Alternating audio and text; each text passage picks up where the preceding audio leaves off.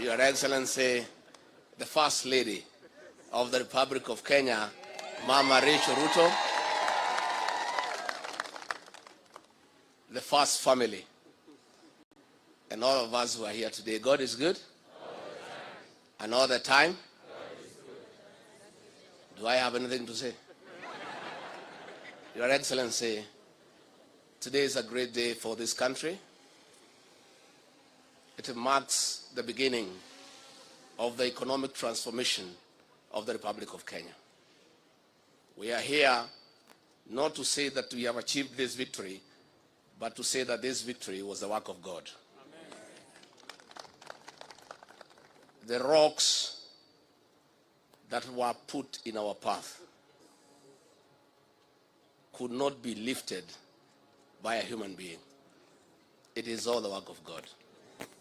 And I must say that we have seen the heart of God all through for the last 4.5 years. It's been a long and tedious journey. Against all the odds, against serious mobilization and weaponization of the state machinery. Today, the son of an ordinary Kenyan whose father and mother are not known is the President of the Republic of Kenya. We thank God. I remember last year, we attended a church function at 7 a.m. somewhere in Kenya. And there was an evangelist from Nigeria, and he tried to explain to us why our outgoing leader had abandoned William Ruto. And he told us not to worry. It was all God's doing, so that when he becomes president, no man can say he made you king. Therefore, we give glory to God, and we thank the people of Kenya for what they have done for their country. This is a great country, and Kenya has no problem. The problem of Kenya is one of leadership. Once you put the right leadership into place, this is a beautiful country with very resourceful and hardworking people. All you need is to create the right environment for the people of Kenya to prevail. And I have no doubt, agreeing with the rest of Kenyans, that the man we have put into office, Dr. William Ruto, is up to the task. So, Your Excellency, mine is with a lot of humility to assure you that myself and the team under you, we shall give you the necessary support so that you can pretend over the transformation of this beautiful country. We shall work day and night, but I must admit that though we may not be able to be as hardworking, to be as zealous, to be as passionate as you are, we'll give it our best shot. And I want to urge all our colleagues in this struggle, those who have been persecuted, those who have wounds, please, let this victory heal all our wounds. And let us get to work. We have work to do. We are inheriting a dilapidated country with a 10 trillion public debt. We are inheriting a country with 6 million young people who have no jobs. We are inheriting a country with 14 million Kenyans in CRB. We have work to do. And let nobody cheat you that it is easy. We have to work from day one. So let bygones be bygones, and let all those who are against us, we invite them to join us. We build this country together. We have nothing against anybody because we are Kenyans and we are good people. And all we want is the economic transformation of our beautiful country. Before I invite our president, let me take this opportunity, Your Excellency, if you may allow me, give a word of assurance to the public service. We are aware that your morale is low. We are aware you feel demeaned. We are aware you have become non-productive because of what you have been taken through. I want to assure you on behalf of my boss that our first job is to restore the dignity of the public service. Our first job is to cushion civil servants from harassment by officers in the police force under the guise of fighting corruption. Our work is to protect the civil servants from extortion. Our work is to make sure that we get a working public service to assist us in the management of the affairs of this country. And I have no doubt in my mind that if all of us support Dr. William Ruto and his team, in a year's time, he will restore Kenya to where President Mwai Kibaki left us. It is now I'm the most privileged person to invite a brand new president. So join me in inviting the President of the Republic of Kenya, Dr. William Samoei Ruto, to come and say something.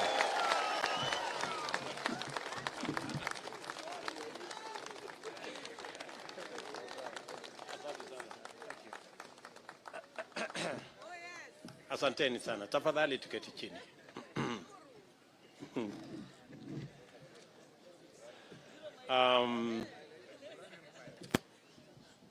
Of course, you agree with me that I am overwhelmed. This is a moment like no other. And let me first take this opportunity to thank the Almighty God. Yes, it is God. I say it is God. Without God, we wouldn't be here. I have gone through many difficult situations, but because of God, we are here today to celebrate that today the people of Kenya have made a choice, and that choice has been confirmed by our judiciary. Let me first and foremost say we are truly grateful as a team, as the Kenya Kwanza team. We are grateful to God because we have come a long journey. We have worked hard. But as the Bible teaches us in Proverbs 20 verses 7, that some trust in chariots and others trust in horses, but we trust in God. It's not the waking up early. It is not the working long hours. It is the favor and the grace of God that has gotten us here. And we are acutely aware of that. Let me also, in a very special way, thank many people who have prayed for us from across the religious divide. Many people have prayed for us. In fact, I said on the day I was given the certificate, I said, we were prayed into victory. I want to thank many people who prayed across this country. Many people fasted. And we are truly, truly grateful. And I want to say to the people of Kenya and to those who have made effort to get us here, that we will not let you down. We will work hard and we will not let you down. Let me also, in a very special way, thank my friends, starting with my wife Rachel, who prays for me every day. Before I leave the door from that house behind me, she always holds my hands and prays for me. And my children, for believing in me and always encouraging me. Very special thanks goes to my friends seated here, the people we started this journey with, under very difficult circumstances. I know many of you have suffered because of being my friends. Many of you have been taken to court. Many of you have been harassed, your children, members of your families. The only crime is that you chose me as a friend. I don't take it for granted that you are my friends. We started with many of you who are formerly members of Jubilee. You know what happened to us. I do not want to say. But we believed in a better Kenya. We believed in a freer, more democratic, more rational Kenya. Along the way, many brothers and sisters joined us from other political parties. I want to also say a very big thank you to them. They gave momentum to our journey. And I want to say asante sana.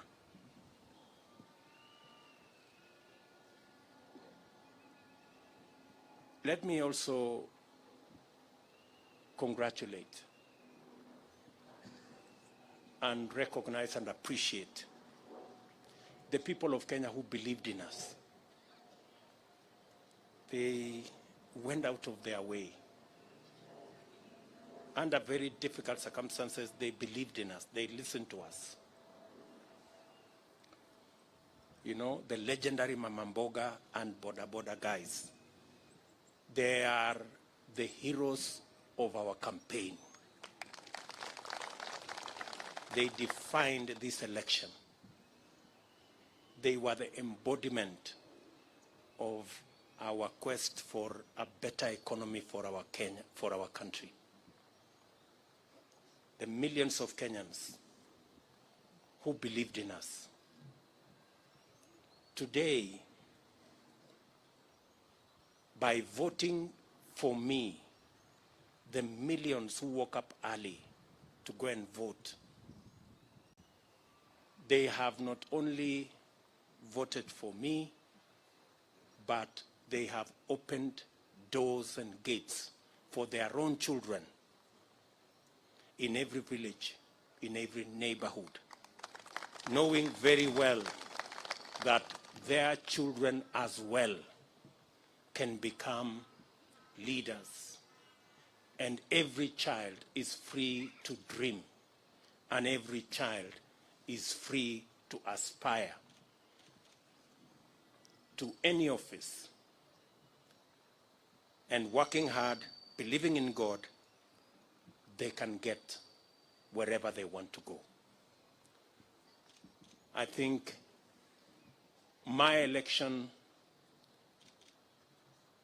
opens possibilities for all our children, irrespective of their background, irrespective of where they come from, irrespective of their financial status. But this afternoon, with the unanimous decision of the Supreme Court of Kenya, our lengthy, suspenseful, and protracted election has come to an end.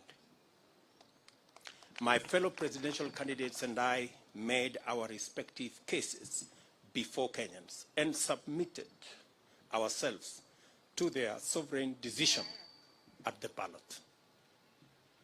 After the results of the vote were declared, it was taken up before the Supreme Court for scrutiny to make sure, beyond all doubt, that the will of the people had prevailed. The court returned its verdict, and I welcome it with tremendous humility. I salute the judges of the Supreme Court who have performed their duty with utmost fidelity to the Constitution.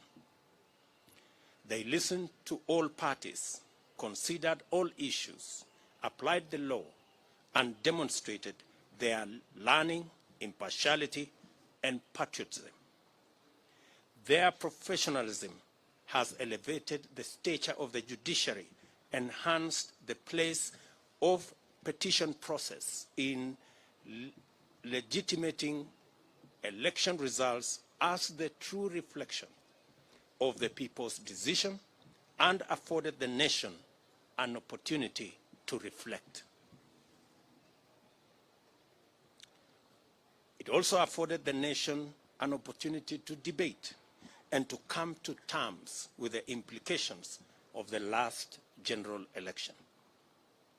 I do not take this for granted, and I thank the judiciary in general and the Supreme Court in particular for staying strong as the shining beacon of constitutionalism and the rule of law, even in the most daunting of circumstances.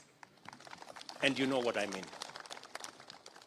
The Supreme Court scrutinized, examined, and dissected and tested the declaration of the Independent Electoral and Boundaries Commission against the high standard established by the Constitution.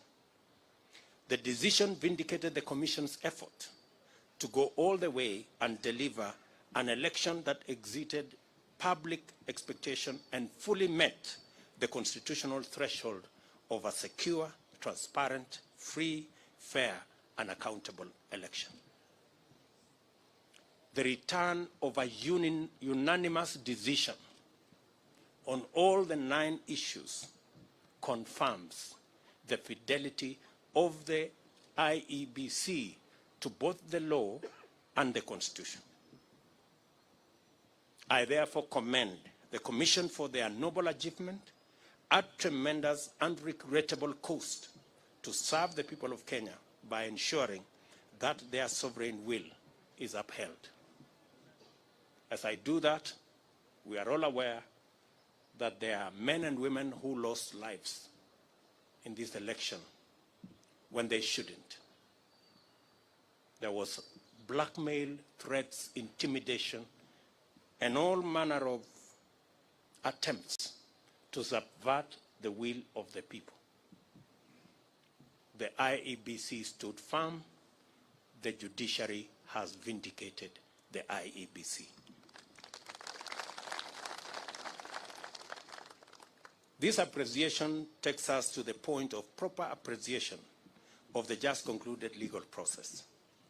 Many of our supporters were a little unhappy about the delay, and some might have been tempted to impute bad faith in the petitioners who they saw to be taking advantage of the law to frustrate their wishes as expressed through the ballot. A lot of this anxiety is the result of long-standing suspicion of national institutions, especially when political contestation is involved. The Constitution of Kenya 2010 has done a lot to create comfort in institutions and the rule of law, and we continue to make encouraging progress on the path towards becoming a higher trust society, standing fully on its constitution. It was therefore perfectly legitimate for the petitioners to go before the Supreme Court to have their questions answered, doubts assuaged, and fears allayed.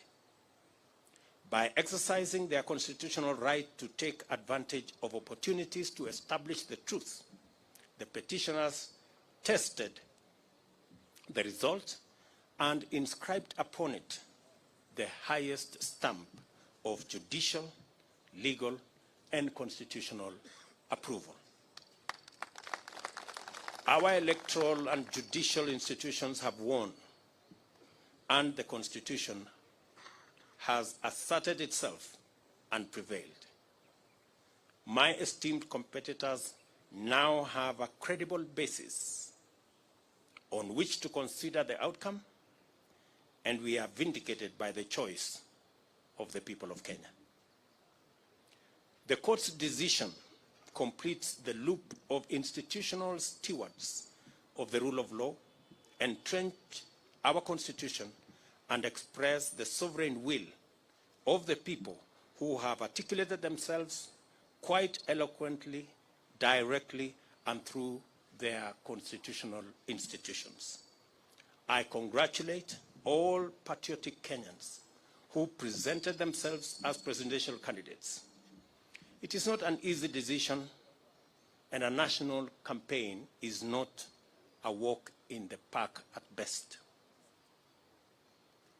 I want all of you to know that your effort is acknowledged and deeply appreciated. Wahiga Mwaure and Ruth Musheru, George Wajakoya and Justina Wamai, the Honorable Raila Odinga and the Honorable Martha Karua. May the spirit of love for country and selfless service lie long in your hearts, and may Almighty God always remember you. Competitive electoral politics can make and has made our politics an arena utterly devoid of grace.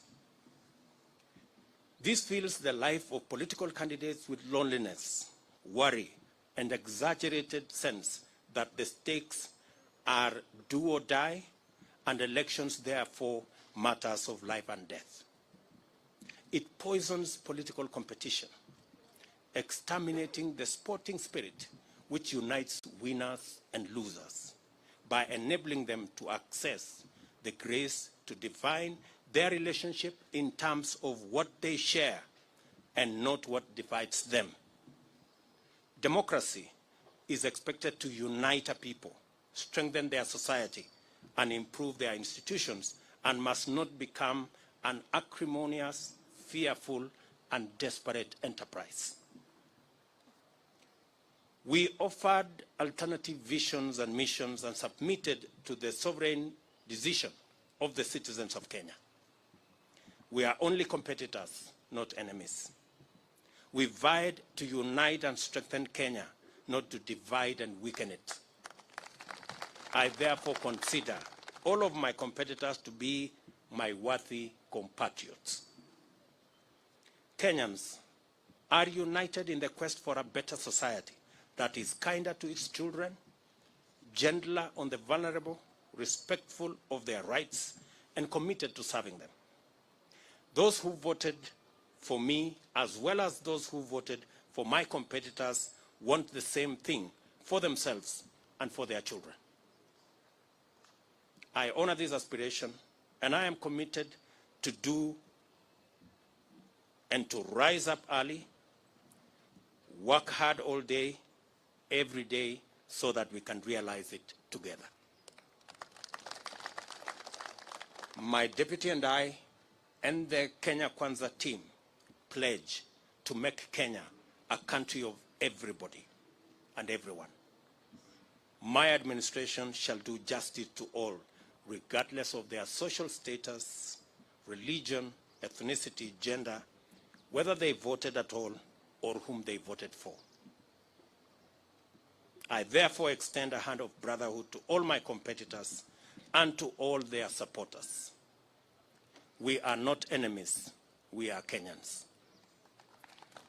Let us unite to make Kenya a nation where everyone shall be proud to call home. My administration will recognize in full the now established tradition of honoring our leaders who have served this nation and shall not in any manner interfere with their privileges and their entitlements in retirement. They are revered elders of our nation who deserve respect at all times. It is now time for us to prepare for the day when we wake up to the momentous duty to serve Kenyans. Let us all reflect on our contribution and look forward to build this country and nation together to achieve the glory of Kenya, express its heritage and splendor, and fill every Kenyan heart with thanksgiving. As I said earlier, the hero of our campaign is the legendary Mama Mboga and Boda Boda. The hero of the election is one Wafula Chebukati and the Independent Electoral and Boundaries Commission. And the hero of our democracy and the rule of law and constitutionalism is our judiciary. We celebrate all Kenyans, and I pledge and commit to work as the Kenya Kwanza team in making sure that we take Kenya to the next level. I will be making a much more comprehensive statement further down the road. I thought I should recognize everybody who has made a contribution towards this success today.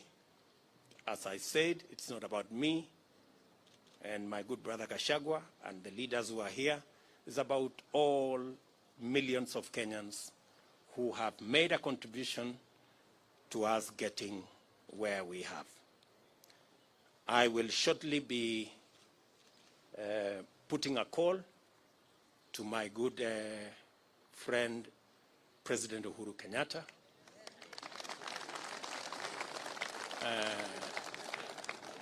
We have not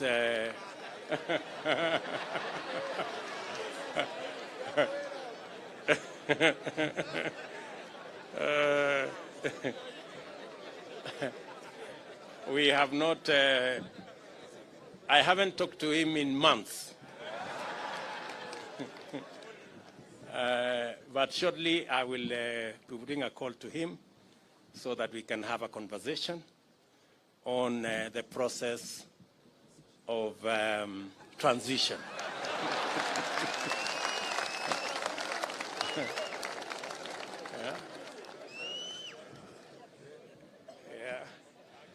I know he worked hard in his in his own way, but the people of Kenya have made a decision.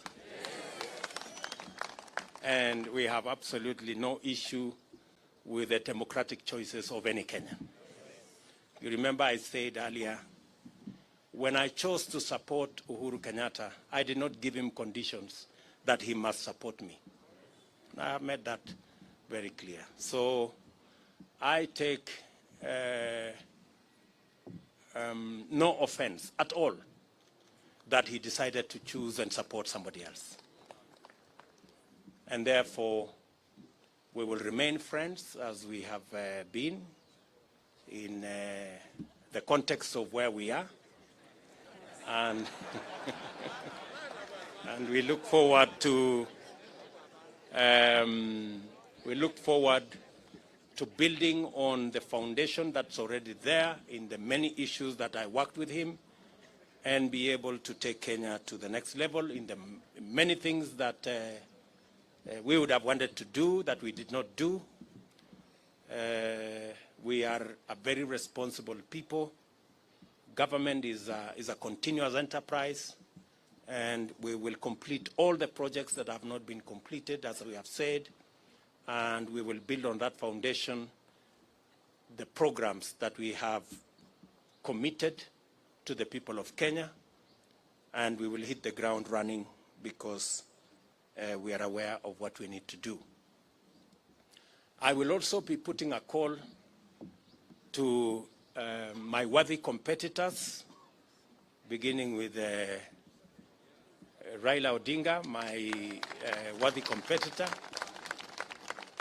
with his Azimio team, so that we can begin to contextualize how we are going to work together for the people of Kenya. Those of us who will be working from the executive, and the Azimio team who will be working from the opposition.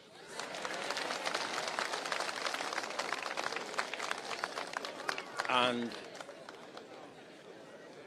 as I committed to the people of Kenya, I believe in the rule of law.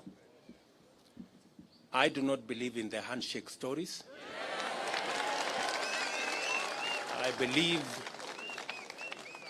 I believe in an accountable government held to account by a responsible opposition. That is how Kenya is going to move forward. And so I look forward to a conversation on how they will hold us to account and make sure that we deliver on the commitments that we have made to the people of Kenya, and public resources are put to good use in an accountable manner, and so that we can reap the benefits of what the people of Kenya have done in electing us into office.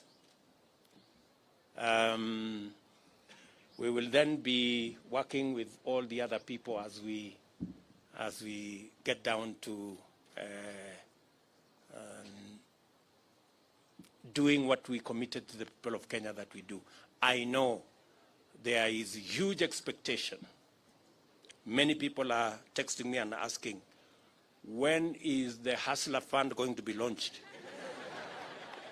Many people are asking me, many farmers want to know when subsidized fertilizer will be available so that they can get on with the journey or with the business of growing food for us so that we can reduce the cost of living. Many farmers are asking when we are going to begin the journey on agro-processing and value addition. Many people across Kenya want to know when we are going to begin our housing program. I want to commit that as soon as we are sworn into office, in fact, beginning tomorrow, I will be working with the people in government offices so that by the time we get sworn in, we will have work to do and begin the process of implementing our plan. Let me say to all of you, I know many people have come here. I know many members of parliament are here. Many governors are here. Many senators are here. Members of county assemblies. Let me take this opportunity in a very special way to recognize our legal team, led by Senior Counsel Fred Ngatia and Senior Counsel Kioko Kilukumi and Senior Counsel Kiragu, and of course, my chief agent and team leader of the legal team, Professor Abraham Kithure Kindiki. And all the senior lawyers here, let me not mention all their names. We had the best legal team anybody could assemble. And we are very proud of you, ladies and gentlemen. Thank you very much for protecting our victory and for doing your bit. I remember when I talked to them, I told them those of us who are politicians have done our bit. We handed over the baton to them, and I told them they should not drop the baton. And they brought it home in one piece, and we want to celebrate them. Tuwapige makofi jameni hawa mapumziko. Let me also say, for good record, that these great men and women, our legal team, volunteered their services for free.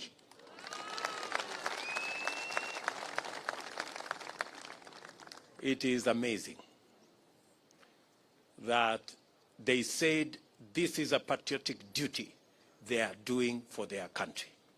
And they were going to donate their time, their intellect, their professionalism to make sure that they do that is what is right for Kenya. Ladies and gentlemen, I sincerely appreciate on behalf of the Kenya Cancer team your sacrifice, your contribution, and your commitment to this journey. Asanteni sana. Of course, there are many volunteers.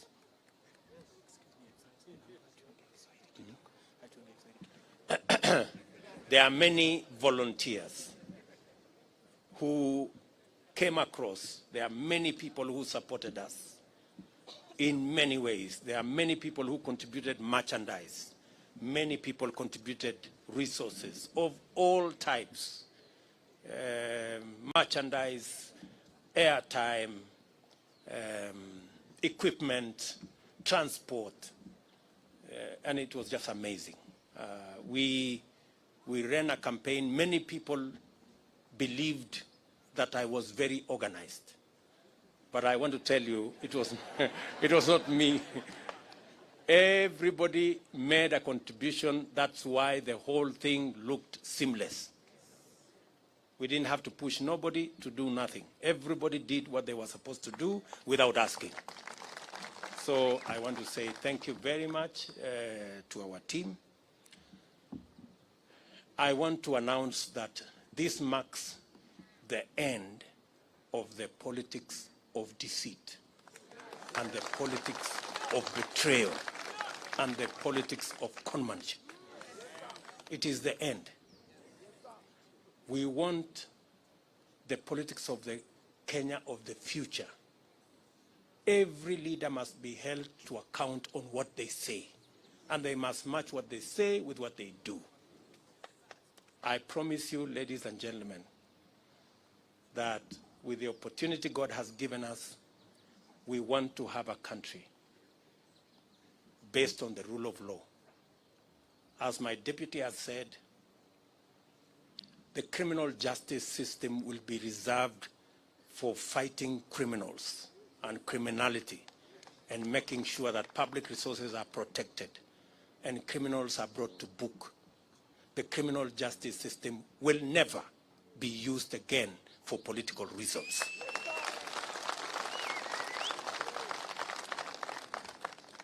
Let me say it again. The criminal justice system will never be used again against those who have a contrary view, political view to ours. I want our competitors to rest assured that though the rest of us have been subjected to threats, blackmail, intimidation, and unnecessary fights, I commit that under our administration, nobody will be vilified or victimized or prosecuted for holding a contrary political view from ours. This is a democratic country, and we want to remain so. Our competitors have nothing to fear, like the way many of our supporters have had everything to fear for being our friends or for holding a contrary view from those who wielded power. So, and as I have said, we will respect our President, Uhuru Kenyatta, in his retirement. We will give him the respect and dignity a former head of state deserves. We are honorable people. We are not petty, and we are not jealous. He has done a good job, and he will have his place in the history of Kenya. So nobody should peddle any falsehoods or that we harbor anything against the President of Kenya. When our good friend Raila Odinga retires also, we will give him the respect he deserves as a Kenyan leader who has made a huge contribution to the democracy of our nation, and every other leader that deserves respect. So to all our friends out there, we want to grow a nation. We want to build a society that is based on the rule of law and respect for our elders. So let me leave it there for now. The rest of the things we are going to say, I will take maybe one or two questions so that we can conclude this press conference. Na nitasema kwa Kiswahili, nitajibu maswali kwa Kiswahili. Si tumekubaliana? Kama mnataka niseme Kiswahili kidogo, nimesema ya kwamba kwa niaba ya Timu ya Kenya Kwanza tunamshukuru Mungu kwa sababu ya kutupatia ushindi. Hii ushindi si ya William Ruto na Gachagua, ni ushindi wa mamilioni ya Wakenya walioamka asubuhi na mapema kupiga kura ili hata na watoto wao waweze kupata nafasi ya kuwa na ndoto ya kuwa viongozi katika taifa letu la Kenya. Nimesema vile vile ya kwamba tunawashukuru wale wote, hasa IEBC ambayo ilisimamia uchaguzi katika taifa letu la Kenya. Mbali na changamoto za makomishona ambao waligawanyika pale mwisho, IEBC ilifanya uchaguzi ambao ulikuwa wa huru na haki, na kila Mkenya ametosheka. Ma-MCA wamechaguliwa, wabunge wamechaguliwa, maseneta wamechaguliwa, magavana wamechaguliwa, na leo mahakama ya upeo imeidhinisha uchaguzi wa rais pamoja na naibu wa rais, kumaanisha ya kwamba IEBC ilifanya kazi ya muhimu. Na nimesema shujaa wa uchaguzi huu ni Wafula Chebukati na makamishna waliohakikisha ya kwamba uchaguzi huu haujapatilishwa na watu ambao walikuwa na njama ya kuharibu uchaguzi wetu. Nimesema vile vile tutapata nafasi kama viongozi kuongea na rais wetu ambaye anaenda kustaafu ili tuweze kupanga mambo ya kukamilisha succession kwa njia na taratibu ambaye iko na heshima.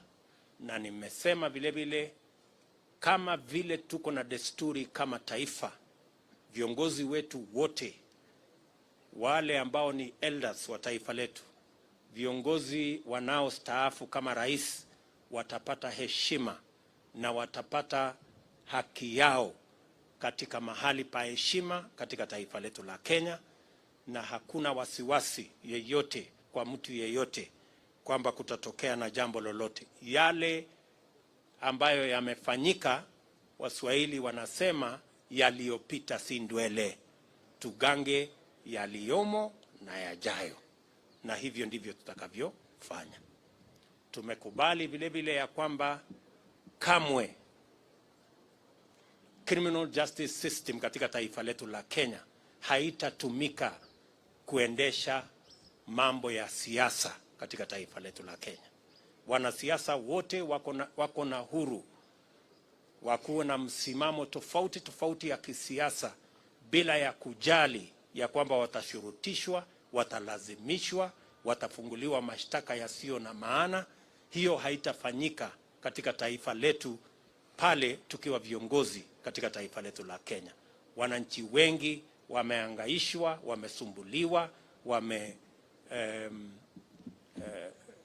wamefanyiwa mambo mengi kwa sababu ya misimamo yao ya kisiasa. Na tumesema haya mambo tutayakomesha. Tunataka kuwa na nchi ya demokrasia, mahali maoni ya kila mtu ni ya muhimu na hakuna mtu atashurutishwa kuwa na msimamo mmoja ama msimamo mwingine. Any questions, good people? Thank you very much. I don't think you have any questions. Uko na swali ya kusema nini? Sema jina. Your Excellency, congratulations on your win. My name is Ibrahim Karanja. I work for NTV. You have repeatedly said during the time the IEBC declared you as a winner, and even now when the Supreme Court has upheld your win, that you will work your government and with the opposition to the extent that it remains in the opposition. From where you sit, how should Kenyans take then your move of incorporating members of parliament who were elected in what were opposition parties in the election? Thank you so much. Thank you very much. You know, as I have said, there are many people who today are in Azimio, not because they want to be.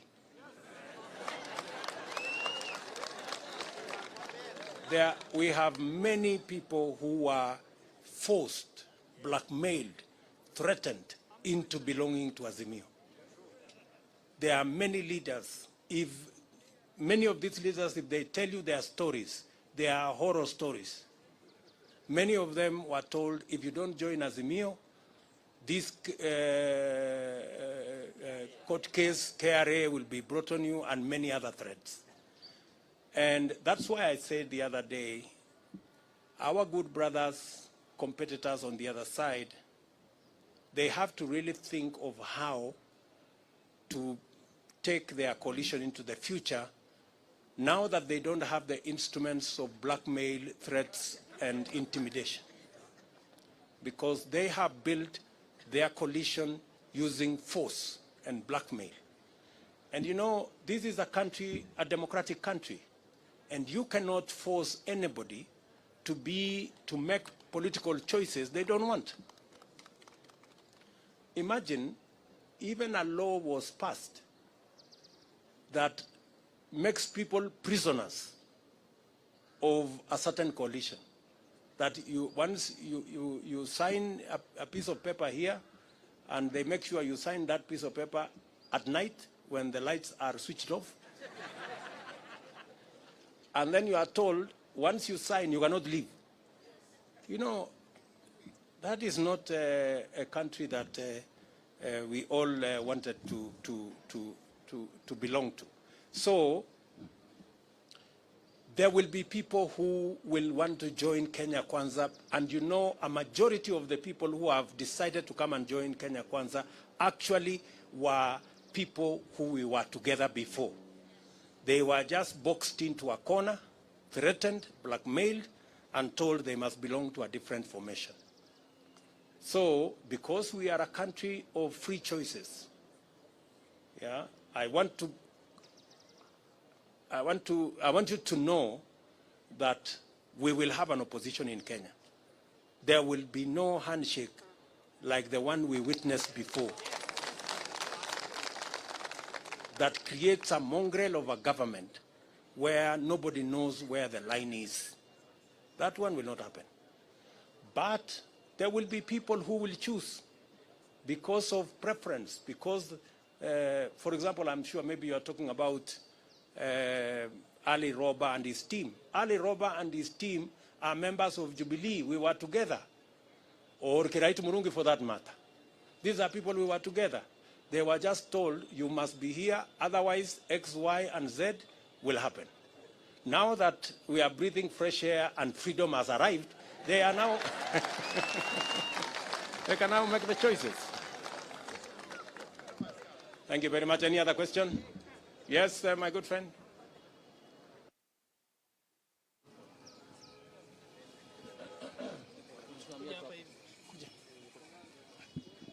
Congratulations, Sir President William Ruto. My name is Kevin Mihona from Mwangaza TV. Your Excellency President, there are young men like us who had some different thought about the verdict of this ruling of the court. What would be your encouragement to them? They are burning. I've been from the streets of Nairobi, and some of them are burning. Kindly tell them a word of hope. Thank you. I have said, as I have said, two things. We are a democracy. And in a democracy, the majority have their way, the minority have their say. Number two, I have said here, the administration we are going to run is the administration that is going to serve all Kenyans, irrespective of whether they voted at all or whoever they voted for. We are going to serve the people who voted for us and those who did not vote for us, because we are going to run the government of Kenya. And the government of Kenya is going to be the government of Kenya for all Kenyans. So they have absolutely nothing to worry. Nothing to worry. We are going to serve all Kenyans equally. Yes?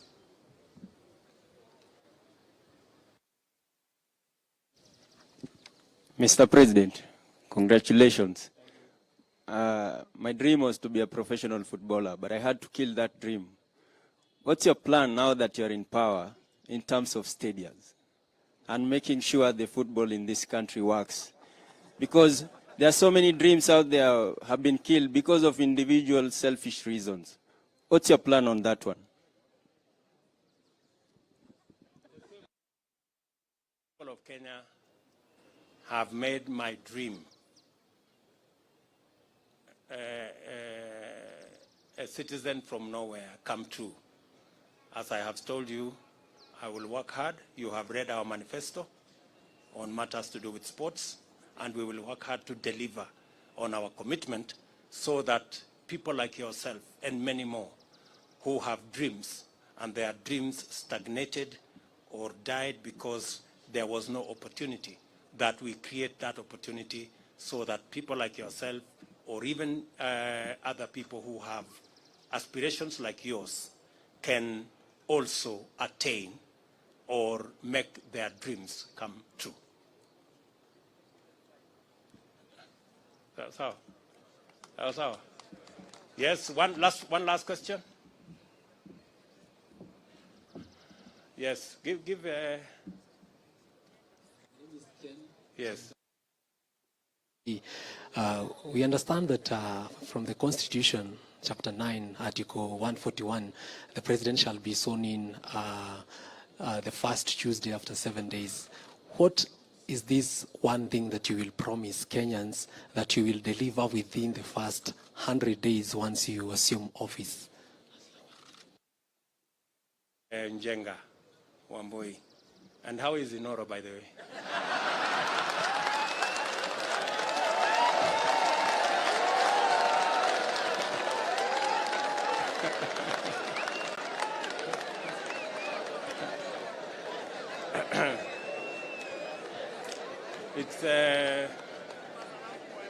It's good to have you around. And I want to promise you that you will be treated equally like all other Kenyans. I know sometimes people think the people who really fought hard against us that we have grudges. We don't. We are Democrats. And we will work together. However, your question on the first 100 days, let me not say it today. I will be making a statement on my inauguration. Just be patient kidogo. Sawa Bwana Njenga. Asante. One last one. Where are my good friends from Citizen?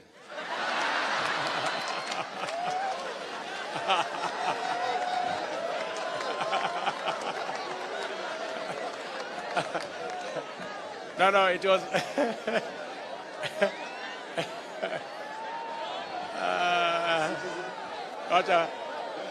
No, it's okay.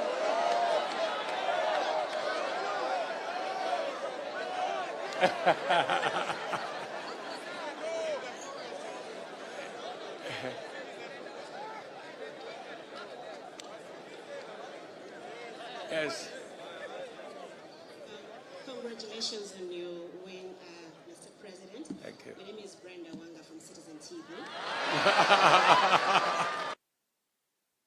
I know you have said you will give a comprehensive statement a little bit later on what you intend to do in your first 100 days. You've said that in your manifesto before, but I know most of us are quite concerned and would like to know what your plans are in regards to fighting graft. That has been quite a big issue during this campaign. Thank you.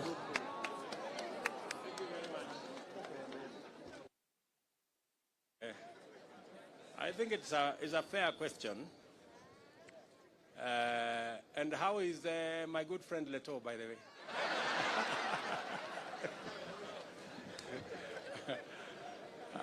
And say hello to Chemutai Goinchi. So,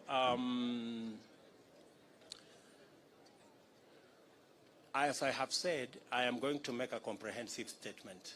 And I want to promise you that among the things I want to do on the 100 days, one of them is going to be about tackling corruption. So expect a statement and expect there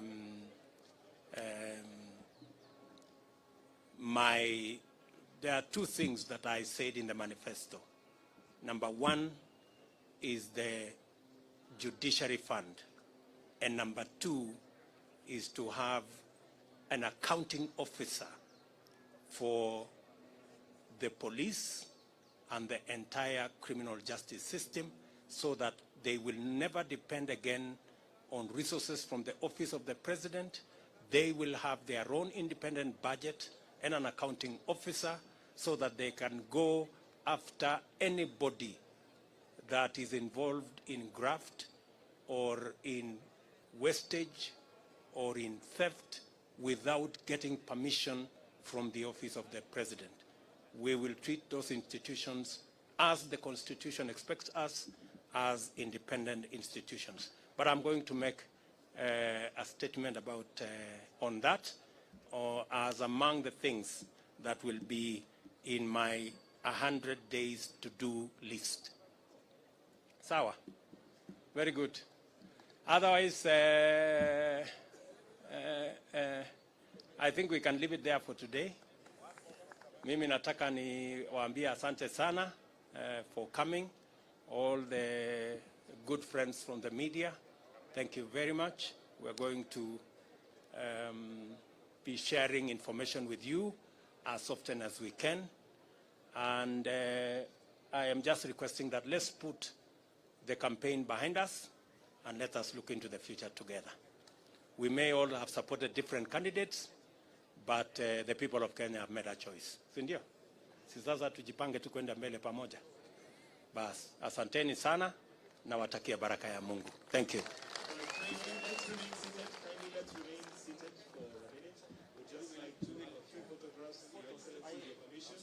So those of you that have seats, kindly just remain seated very quickly. We just have photo ops with His Excellency and the Deputy President-elect, followed by another picture with the spouses. Then we shall also have the legal team, followed by members of parliament. So,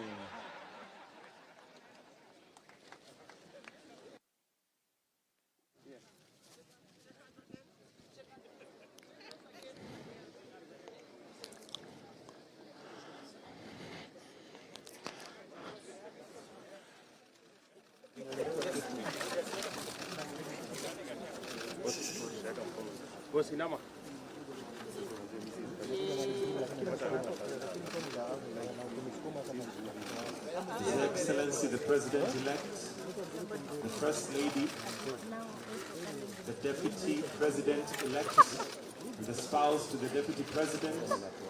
Wonderful picture right there. Next, we'd like to call the legal team. So we'll ask His Excellency to just step back so that the podium is bigger. We'll have the legal team to have the next picture.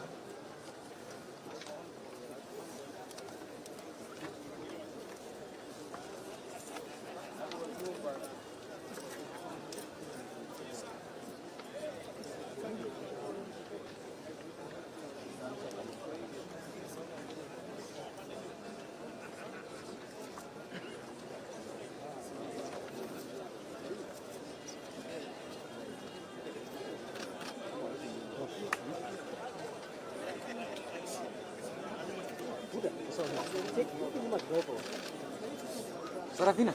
Nyuma kidogo bana. Photographer yetu.